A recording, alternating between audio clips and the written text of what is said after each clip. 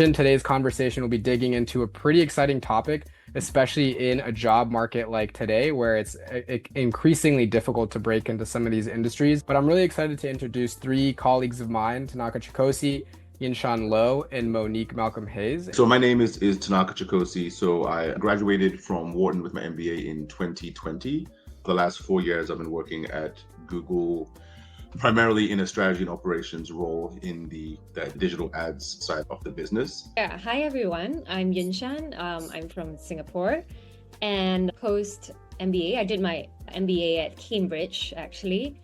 After MBA, I joined BCG as a management consultant. I'm also currently on the board of directors of a large nonprofit in Singapore. Hi everyone, great to be speaking to you all. My name is Monique Malcolm Hayes. I'm originally from London in the UK. Started my career in London as well. So I started off working at PwC. I was specifically working in business recovery, working on large liquidations, insolvencies, and those types of projects. Then I transitioned into PwC's consulting practice, where I was working in this new niche future of work and upskilling team. We were essentially advising large companies around the world on how to upskill and reskill their people. And then I worked at an early stage startup that was leveraging AI to help people navigate career transitions. Following that, I then did my MBA and my MA in education at Stanford. And during my time at Stanford, I ended up leading the Stanford Impact Fund, which is how I fell in love with investing. And upon graduating, I joined Rethink Education, which is a VC firm based in New York, investing in early stage edtech and future of work startups. So I'm now based in New York as well. What ended up motivating you to pursue an MBA at that stage when you were, ultimately making that decision? And how did you decide specifically on Cambridge? During my time at PwC, when I got into the future of work consulting, it was through that experience that I realized I was really excited about and interested in future of work, getting really deep in thinking about, okay, how do we solve the global skills gap? So at PwC, we were teaming up with the World Economic Forum to write research and reports on this topic. We were also doing consulting projects with large companies. And I just wanted to be more involved in that environment and coming up with innovative solutions to solve some of the problems that we were looking at. That was what inspired me to do my MBA. I wasn't actually sure then that I definitely wanted to go into VC. It was more just about being in the tech ecosystem. In terms of my motivation to go to MBA, I think probably a few things. One, I'd always been interested in getting an MBA degree. I think even from the point when I was coming out of undergrad. Two, I did feel a little bit of stagnancy in my career. I felt like to advance to the next level or to have more flexibility or to be able to pivot, an MBA would just afford me that opportunity. And then thirdly, I actually was working on an entrepreneurial venture with some colleagues of mine from UVA at that time. I thought that going to business school at that time would, one, again, give me like the upward mobility, more flexibility in my career. Two, would enable me 2 years to sort of build and work on the entrepreneurship venture that I was working on and sort of garner resources and be able to think through it more holistically, spend more time on it. And Yinshan, did you go into your MBA thinking, I'm going to join these consultants that are on this panel right now and join that world? I did spend my MBA actually working a lot with search funds. So that's a different model of entrepreneurship, which is through acquisition, which I'm still currently very interested in as well. So I'm glad for that experience. I think for me, really, I wasn't necessarily sure about the culture fit between me and the large consulting companies, because I've always been very passionate about giving back. I wasn't necessarily sure, is this the case at all the big consulting companies? I had a BCG Women's MBA Fellowship. It was just something I applied for fun. Like I just saw it on LinkedIn. I was like, great, some free money, let me apply. Amazingly, I got it. So it came with my MBA program, a 1-year kind of mentorship by a partner in BCG. So that allowed me to connect with many more people in BCG, understand the culture, understand the people. And honestly, I loved that the company was really focused on making a positive difference and the people were very down to earth and warm. And that's what eventually led me to make the decision to join BCG. What were some skills that you learned, particularly as part of your MBA, that you're currently using in your role? And how did your MBA prepare you for a career in VC? The number one being the Stanford Impact Fund that I mentioned earlier. I got involved in that in the first quarter of my first year in the MBA. So I initially applied and joined the team as an investor. Then in the second year, I became the chief investment officer of the impact fund. What that really gave me was, it kind of gave me all the fundamentals of being a VC. So we sourced, we created our own investment theses, we conducted due diligence, and we also did portfolio support as well. So I learned all of those skills straight off the bat through that experience. And I'd also say even the entrepreneurship classes at Stanford, so for example, Startup Garage, are helpful because then you get to test out, okay, what is it like being an early stage founder and going through that ideation process? And you can kind of have that empathy for other founders that are going through those initial stages. Did you ultimately use the Stanford network to get your current position? What do you think was the most effective part of your strategy in landing this role? So 100%, the network was a huge part of it, I would say.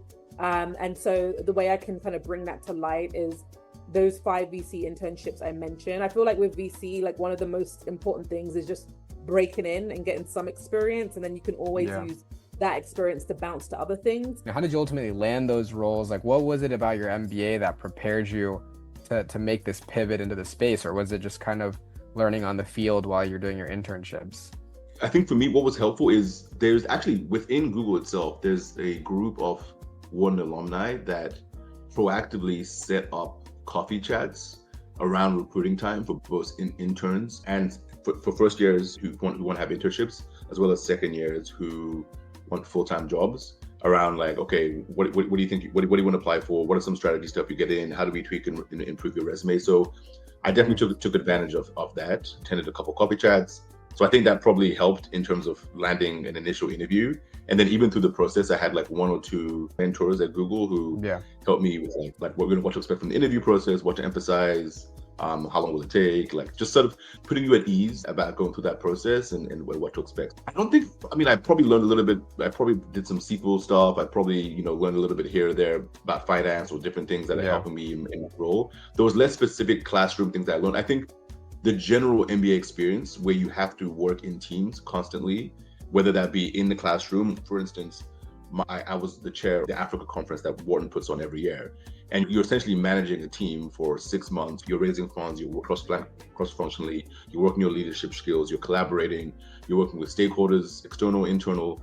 I think that experience, honestly, was probably one of the most valuable experiences for my current role at Google, where I'm managing up, I'm managing down, I'm managing left, right, I'm working with finance, legal, different teams in the strategy and operations role. So for me, like the experiences outside of the classroom are probably the most valuable that I've gained skills from in my day-to-day role, as well as like the alumni engagement throughout the interview and application process.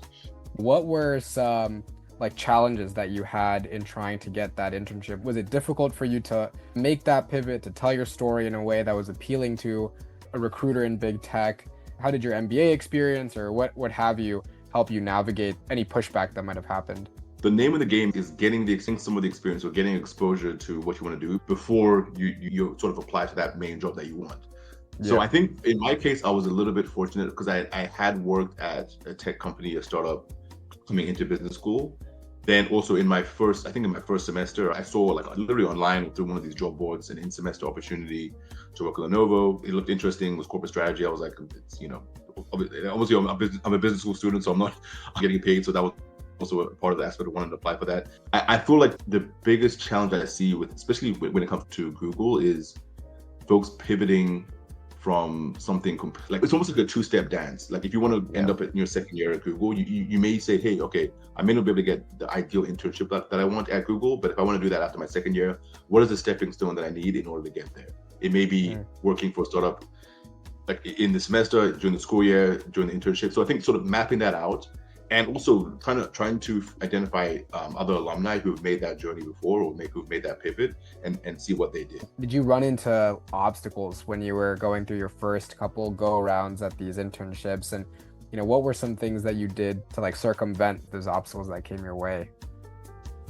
Yeah, I think I ran into a number of obstacles, especially with VC, which I feel like is always really tough to recruit into, mainly being because with a lot of VC firms, the team typically stays roughly the same size. So let's say if you have a VC firm that has 10 employees, you might really want to work there, but sometimes the only way you can is if somebody leaves you and then you can recruit into it. So I would say a couple of things. One thing that I found as an initial struggle was trying to see whether I had the right prior experience to get into VC. So what I mean by that is that there are some VCs out there that really like particular backgrounds in the people that they hire. Some of the most popular backgrounds are people who have prior investment banking experience or private equity experience, so finance, or people who have, operator or founder experience, so have kind of helped to scale a startup. And I had worked in a startup a little bit, but that was more of an internship, so I didn't really have strong experience in either of those two things. So that was a little bit challenging at first to kind of just navigate in terms of my mindset and whether I felt that I could actually break in.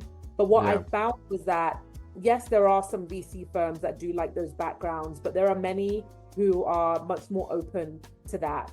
And actually, I think the best way to break into VC is not necessarily about what background you have or what roles you worked in previously, but what it's about is operating as if you're already a VC. So, if you're really interested in breaking into VC, you should be somebody who loves learning about new markets, new trends, looking at what's happening out there, doing deep dives, creating your own investment thesis, and constantly finding out about what new companies are being started.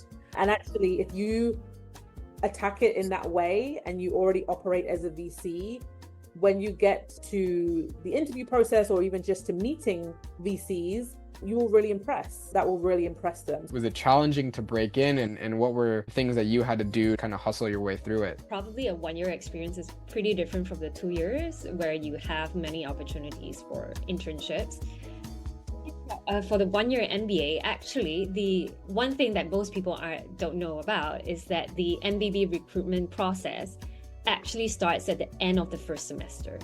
So pretty much you come into the MBA and within a month plus to 2 months, you're expected to already be applying to the MBBs and starting your interviewing process. It then runs for maybe 1-2 months into the second semester, but it's really, really early on. So I think many people get caught unawares about this, in that if they're coming into a 1 year MBA and they are not too sure about what they want to do, and they think, I'm going to have a lot of time to explore, that may not necessarily be the case. So I would actually highly recommend that people who are applying for 1 year MBAs to try to get some clarity and direction before your MBA even begins on where you want to go. I think that's really going to help a lot in the recruitment process, whether for big tech, VC, or consulting. So that's one key area. I think the second is that realistically speaking, let's say for Cambridge in my year, I think about 3 or 4 of us out of the entire cohort of 200 eventually went to MBB. So statistically speaking, it is quite a small percentage that do go straight to MBB.